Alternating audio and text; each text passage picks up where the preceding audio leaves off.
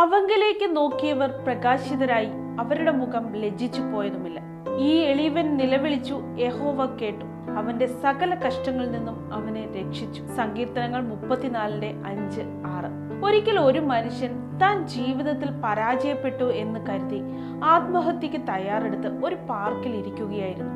ഒരു waste basin കണ്ടിട്ട് തന്റെ ജീവിതവും ഇതുപോലെ ആയിപ്പോയല്ലോ എന്ന് അയാൾ പരിതപിച്ചു. അല്പം കഴിഞ്ഞപ്പോൾ ആ വേസ്റ്റ് ബേസിനിൽ നിന്നും ദരിദ്രനായ ഒരു മനുഷ്യൻ ചില ഭക്ഷണ സാധനങ്ങൾ പെറുക്കി ഭക്ഷിച്ചു. കുറച്ചു കഴിഞ്ഞപ്പോൾ ഒരു ആക്രിക്കാരൻ അതിൽ നിന്നും ചില പ്ലാസ്റ്റിക് സാധനങ്ങൾ എടുത്തുകൊണ്ടുപോയി. പിന്നീട് ഒരു പശു വന്ന് ആ ബേസിനിൽ നിന്നും ചില ഇലകളും സസ്യങ്ങളും തിന്നുവാൻ തുടങ്ങി.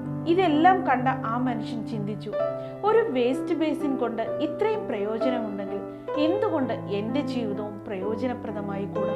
നമ്മുടെ ജീവിതത്തിലും നാം പലപ്പോഴും ചിന്തിക്കാറില്ലേ, പരാജയപ്പെട്ടു പോയി എന്ന്?